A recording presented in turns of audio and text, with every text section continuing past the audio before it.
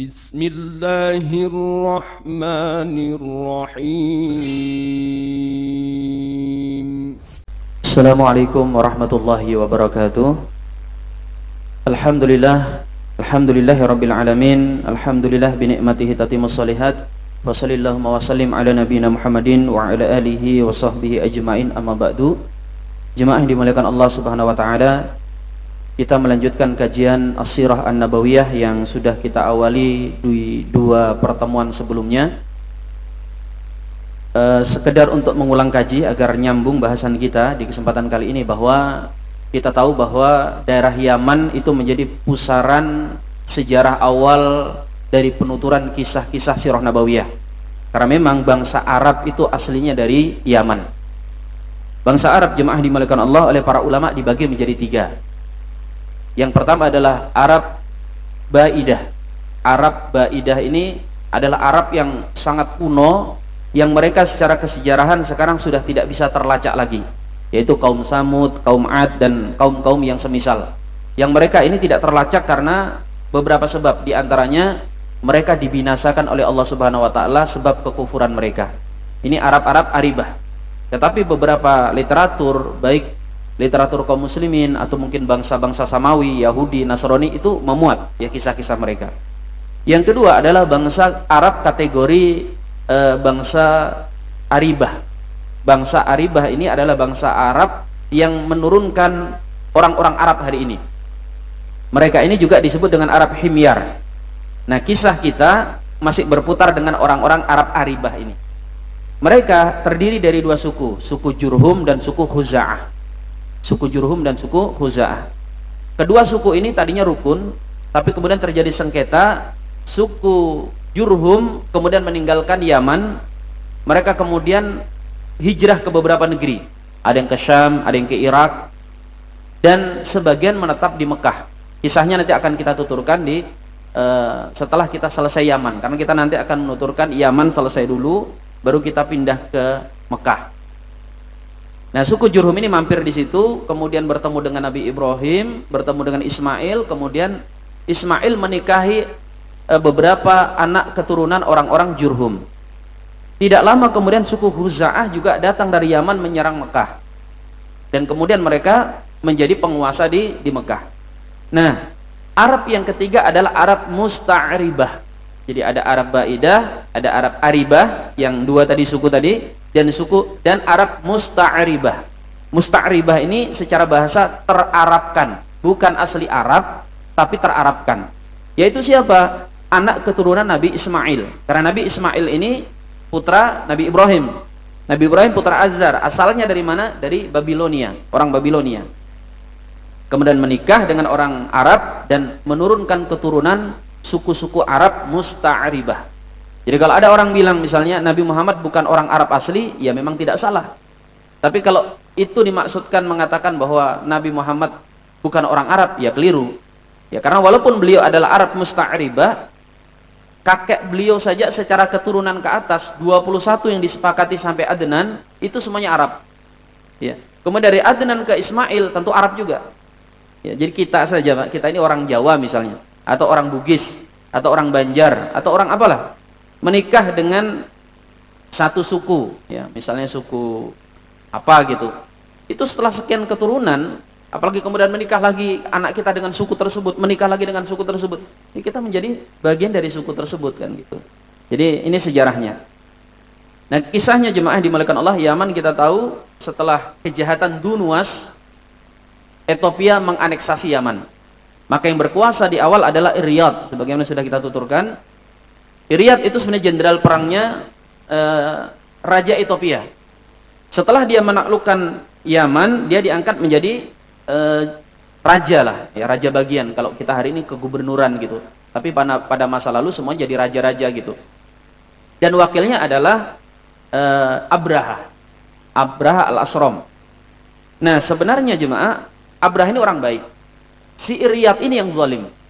Dan jangankan orang-orang Yaman, orang-orang Ethiopia saja yang ikut ya, kemudian menjadi penguasa di Yaman itu tidak nyaman dengan perilaku Iryad yang zalim. Dan ini sudah kita tuturkan. Akhirnya mereka sengketa, terjadi pertarungan, dan yang memenangkan adalah Abraha. Ya, Abraha yang menang.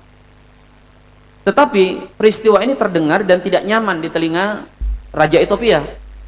Kok sampai raja atau gubernurku dibunuh gitu sama Abraha? Abraha kan staf saja.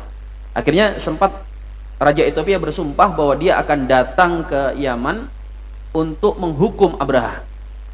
Maka Abraha mengirim surat. Mengirim surat intinya meminta maaf. Tapi tetap Raja Ethiopia mengatakan, saya tidak akan berhenti sampai saya menginjak tanah Yaman dan menggundul kepalamu di depan orang-orang yang lain. Ini sebagai bentuk penghinaan gitu. Maka Abraha dengan kecerdikannya, dia kemudian menggundul semua rambutnya. Rambutnya digundul, dimasukkan ke tabut, ke otak gitu Pak, ke peti, dan dia masukkan tanah Yaman di situ. Dia kirimkan secepatnya ke Raja Ethiopia, dan dia mengatakan, wahai Tuan Raja, sesungguhnya saya meminta maaf dari Anda karena saya melakukan beginilah, dijelaskanlah. Kiriyatul Zolim, kalau saya tidak mengambil alih, nanti kekuasaan Anda terancam. Dan Anda tidak perlu jauh-jauh datang ke Yaman. Anda bersumpah akan menginjak tanah Yaman. Nih, tanah Yaman saya bawakan, tinggal Anda injak. Anda memungundul kepala saya sudah nggak punya rambut. Ini rambutnya sudah saya kirim. Yang kisahnya begitu. Akhirnya Raja Ethiopia berpikir, ya sudahlah, ya. Memang sudah terjadi, mau diapain lagi? Akhirnya kisahnya stop sampai di situ. Ethiopia tidak jadi, Raja Ethiopia tidak jadi masuk ke Yaman. Tapi jemaah, Abraha ini tidak nyaman. Bagaimanapun dia merasa bahwa Raja Ethiopia ini marahlah ke dia kan, dan dia tidak aman suatu saat dicopot. Maka dalam upaya meraih ridhonya Raja Ethiopia, dia membangun satu gereja. Ya, karena mereka ini orang-orang Nasrani. Bangun gereja yang besar, yang tinggi, yang orang-orang itu kalau sampai ngelihat Pak itu mendangak dan kopiah jatuh. Makanya disebut dengan kulais.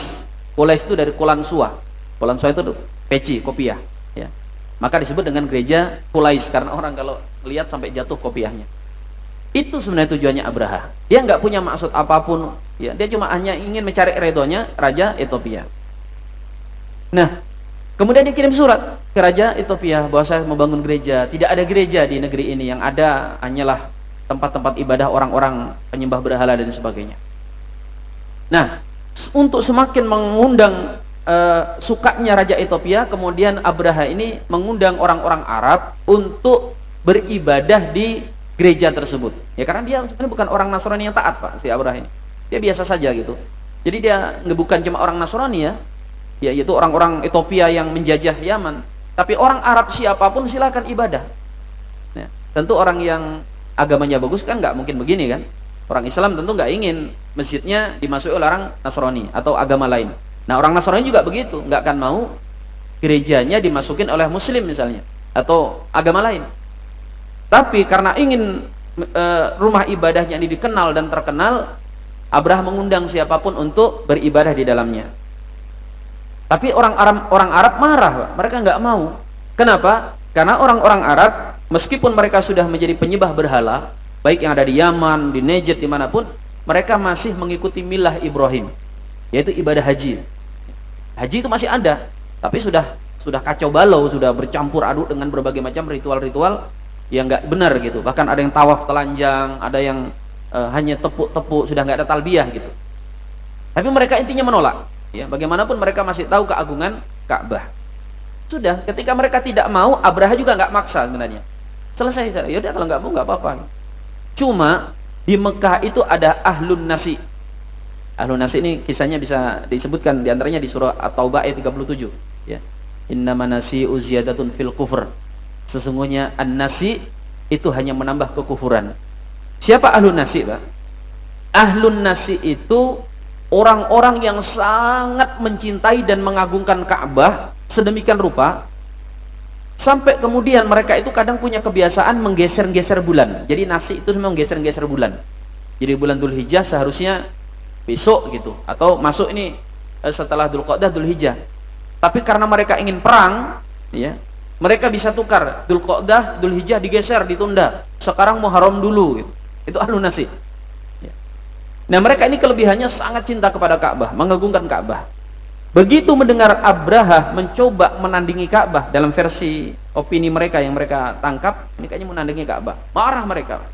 Maka berangkatlah beberapa ahlun nasi pergi ke Yaman. Jadi mereka dari Mekah berangkat ke Yaman. Ngapain? Mereka kemudian di sana, a'azakumullah jemaah, itu buang hajat. Kemudian kotoran itu, jadi buang hajat bukan di toilet ya, bukan di toiletnya, tapi di dalam rumah ibadahnya itu. Kemudian kotorannya mereka oles-oleskan ke dinding dan di patung-patung Yesus dan Bunda Maria. Intinya begitu, ingin menghinakan gereja tersebut. Tentu keesokan harinya gempar lah. Begitu mau ibadah misa gitu, kok bau, bukan bau ini bau apa Pak? Cendana kayu apa ini ya? Kayak bukur gitu. Ini bau kotoran nggak sedap, bau WC gitu. Orang pada tutup hidung, mereka teriak-teriak, bahkan ada yang muntah-muntah. Terdengarlah informasi ini ke Abraha. Ya. Abraha nanya, ada apa? Ini ada penodaan rumah ibadah nih gitu. Begitu Abraha mengecek, marahlah Abraha. Dia kemudian mulai menginvestigasi ini siapa pelakunya ini, karena nggak mungkin orang-orang dari Ethiopia. Orang Yaman juga kayaknya nggak ada yang berlaku seperti itu, karena aman-aman aja selama ini. Akhirnya setelah di proses intelnya bekerja, nah ketahuan ada pendatang dari satu daerah dari Mekah yang mereka ini agak mencurigakan. Intinya begitu. Akhirnya Abraha mengatakan, Mekah itu apa? Mekah itu ada satu kota di sana ada rumah ibadah namanya Ka'bah. Ka'bah itu apa gitu? Karena dia bukan orang Arab, nggak tahu sama sekali tentang Ka'bah dan agama-agama yang ada di Jazirah Arab. Akhirnya Abraha marah dan bersumpah akan menghancurkan Ka'bah. Nah, jadi riwayatnya begitu cuma. Jadi riwayatnya yang dituturkan dalam ini rujukan kita bisa dibaca Sirah Nabawiyah, Tarikh Ibnu Hisham. Juga disebutkan dalam Tarikh Ibnu Ishaq juga sama. Juga di Rahikul Maktum juga diulang seperti itu. Marahlah Abraha, akhirnya dia mengerahkan tentara dalam jumlah yang banyak. Tentara inilah yang kemudian disebut dengan tentara bergajah. Dalam banyak visual, dalam banyak gambar-gambar atau cerita ustadz-ustadz, digambarkan kalau pasukan ini karena dinamakan pasukan bergajah, semuanya mengendarai gajah. Enggak, Pak. Pasukan ini mayoritasnya tetap infanteri, pejalan kaki. Ada kavaleri yang nunggang kuda, sedangkan gajahnya ulama berbeda pendapat. Ada yang mengatakan 4, ada yang mengatakan 8.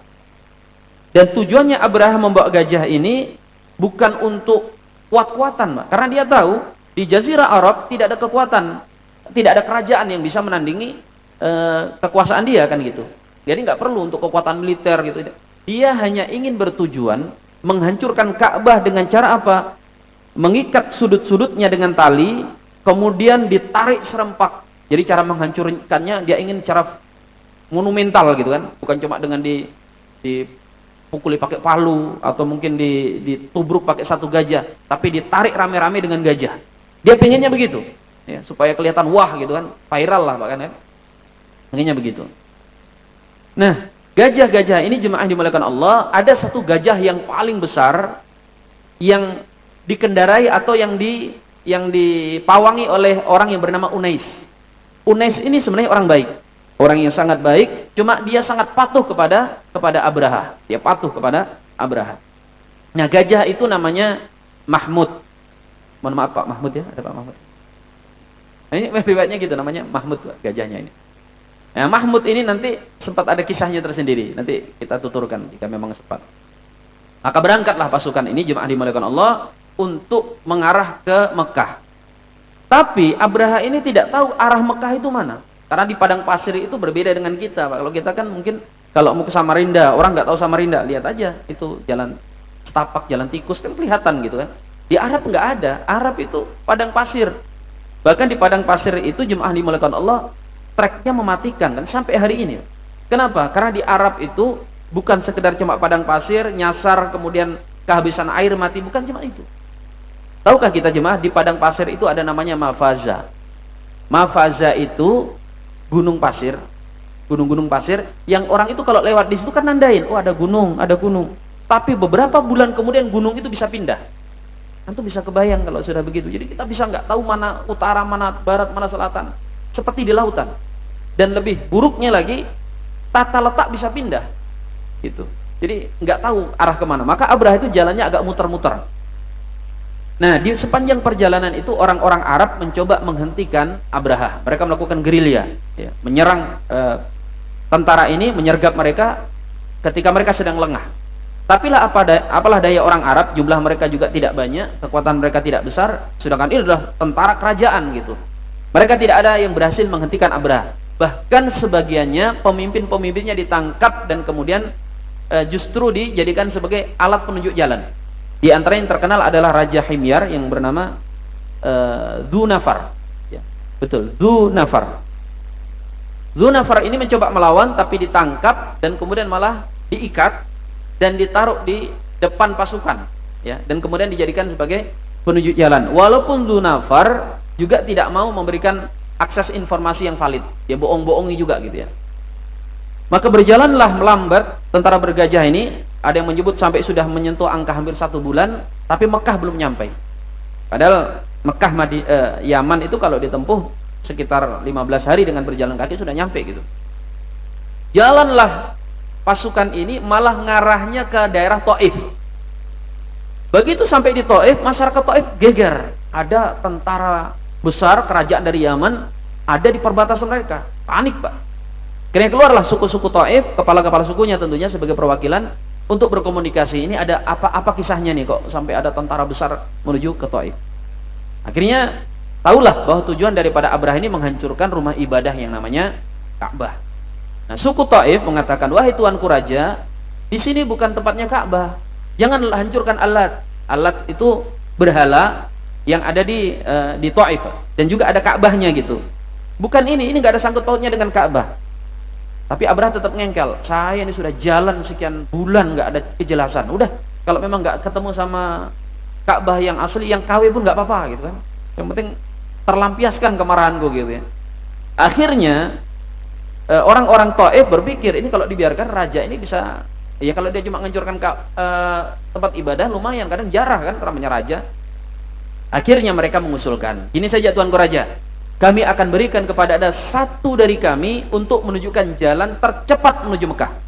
Jadi ini jalan tikus dah, ini paling cepat Anda menuju ke sana. Kata Abraha, okelah kalau begitu, cocok juga itu, bisa. Tapi masalahnya lagi jemaah, nggak ada orang Taif yang mau. Mereka tidak mau menunjukkan karena mereka tahu ini rumahnya Allah. Kamu ya, enggak, yang lain aja. Kamu ya, enggak gitu, Pak. Repot betul. Akhirnya setelah proses berbelit-belit, keluarlah orang yang bernama Abu Rughal.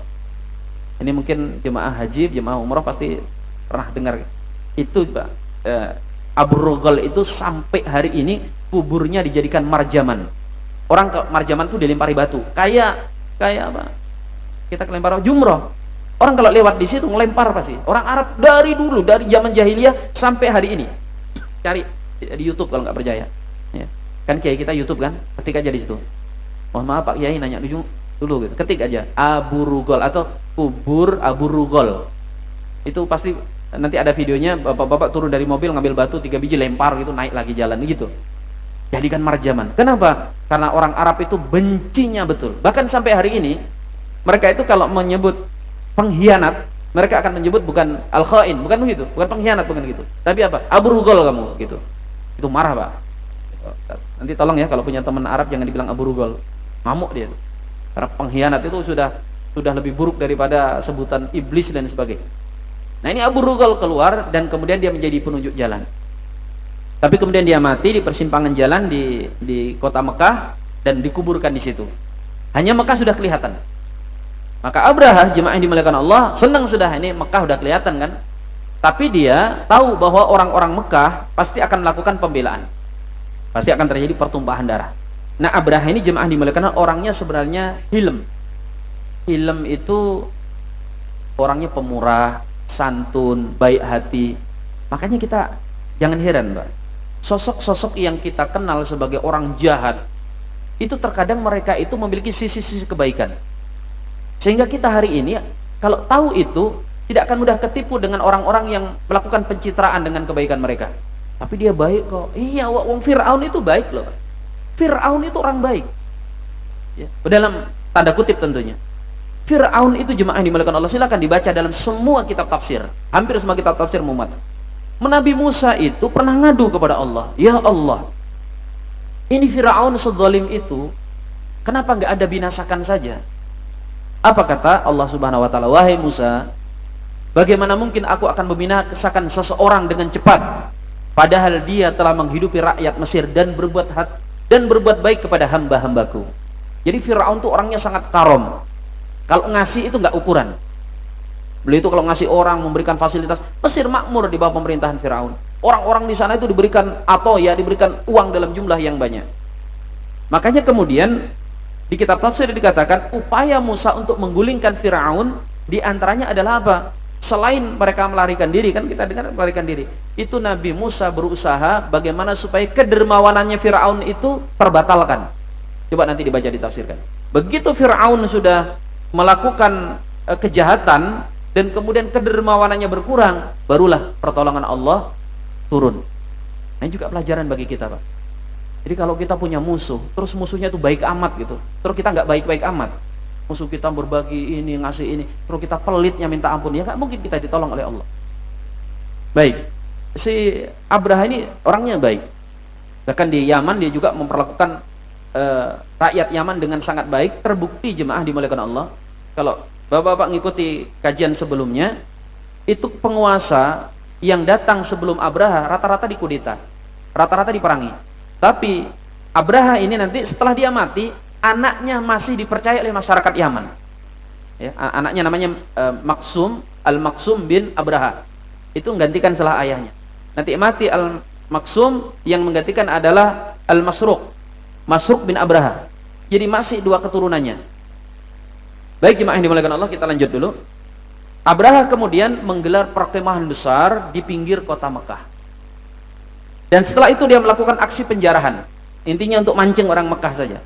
Dia menangkap beberapa gembalaan-gembalaan yang ada di sisi-sisi kota Mekah dan kemudian dikumpulin sama dia. Tapi bukan dirampas juga, dia cuma ingin nyari perhatian. Karena kalau dia ingin merampas, mungkin dia sembelihin atau mungkin dibunuh gitu. Nah, kala itu jemaah dimuliakan Allah, keluarlah Abdul Muttalib. Abdul Muttalib kakek Rasul sallallahu alaihi wasallam. Kakek Rasul ini keluar dan kemudian ingin bertemu dengan Abraha. Tapi setiap mau ketemu, ini kan mau ketemu raja kan tentu nggak mudah gitu, nggak bisa. Nah, Abdul Muttalib kemudian ketemu dengan tadi itu Raja Himyar yang ditangkap oleh Abraha, Dzunafar. Ya, akhirnya ngobrol, dialog keduanya. Kata Dzunafar, nggak bisa. Kamu kayaknya kalau ketemu Abraha nggak bisa juga. Ketemu pun nggak akan ada hasilnya. Gini aja, saya ketemukan Anda dengan Unais. Nah, ternyata sepanjang perjalanan antara Unais tadi, panglima perangnya Abraha yang bawa gajah terbesar yang namanya Mahmud tadi, terjalin persahabatan dengan Dzunafar karena sama-sama orang baik. Kata Dzunafar, kita ketemu Unais. Unais nanti bisa memberikan kepada Anda disposisi atau apa, bisa ketemu. Nah, singkat cerita jemaah, lewat Unais ini Abdul Muttalib berhasil masuk ke istana, masuk ke tempat perkemahan, ke perkemahan Raja Abraha. Masuk Abdul Muttalib, kita singkat saja Pak. Setelah dipersilakan, Abdul Muttalib langsung duduk di lantai, karpet gitu di bawah, sedangkan Abraha di singgasananya. Begitu mulai berbicara, Abdul Muttalib ini orang punya haibah. Kakeknya Rasul ini terkenal dengan kewibawaan yang luar biasa. Orang lihat saja tahu kalau ini bukan orang sembarangan. Begitu mulai berbicara, Abraha tidak bisa menyembunyikan rasa kagumnya. Saking kagumnya dia turun dari singgasananya, kemudian dia duduk melantai bersama Abdul Muttalib, yang sebenarnya adalah tokoh Mekah. Mulai terjadi obrolan. Dengan santunnya Abraha bertanya, wahai tuan, dengan penerjemah tentunya, ada penerjemah karena Abraha bukan orang Arab. Anda kesini tujuannya apa? Ya. Kata Abdul Muttalib, justru saya bertanya tujuan Anda kesini apa? Nah, diceritakanlah begini, saya mau menghancurkan Ka'bah. Terus ditanya lagi sama Abraha, lalu antum, Anda apa tujuannya? Kata Abdul Muttalib, wahai tuanku raja, Anda ketika masuk kota ini Anda mengambil beberapa gembalaan-gembalaan orang Mekah. Di antaranya adalah unta saya, sebanyak 200 ekor Anda tangkap, dan saya kesini untuk menyelamatkan unta-unta itu. Merah mukanya Abraha. Kenapa? Dia mengatakan, saya ketika awal lihat Anda dan kemudian mendengar Anda mulai berbicara, saya tahu Anda bukan orang sembarangan. Anda orang punya integritas ini. Ini bukan orang sembarangan. Tapi setelah saya dengar ucapan Anda barusan, jatuh respek saya. Ini apa sih? Saya datang ke sini hendak menghancurkan simbol agama Anda. Terus Anda cuma bicara tentang unta. Apa jawab Abdul Muttalib? Yang justru kemudian jawaban ini juga membuat Abraha makin kagum. Dia membalik keadaan lagi. Kata Abdul Muthalib, wahai tuanku raja, aku adalah raja, aku adalah malik. Malik itu raja atau pemilik. Aku adalah pemilik daripada unta-unta itu. Maka aku yang berkewajiban atau yang berhak untuk menyelamatkan untaku. Sedangkan rumah yang Anda hendak hancurkan, itu ada pemiliknya. Ia yang akan menjaga harta yang menjadi milik. Itu jawabannya Abdul Muthalib. Yang membuat Abraha sempat kaget, Pak. Dia tercenung gitu ya. Benar juga kata orang ini gitu ya. Tapi kemudian pada akhirnya dikeluarkan, unta-unta itu dikembalikan. Ini menunjukkan hilmnya Abraha. Kalau raja kan, kalau apalagi kita yang agak sedikit berkuasa, wah apa lo kan gitu kan. Udah pulang ke sana. Enggak dibunuh aja udah untung itu. Itu bayangin dilepasin, kemudian diberikan unta-untanya, dan Abdul Muthalib sempat diberikan hadiah-hadiah.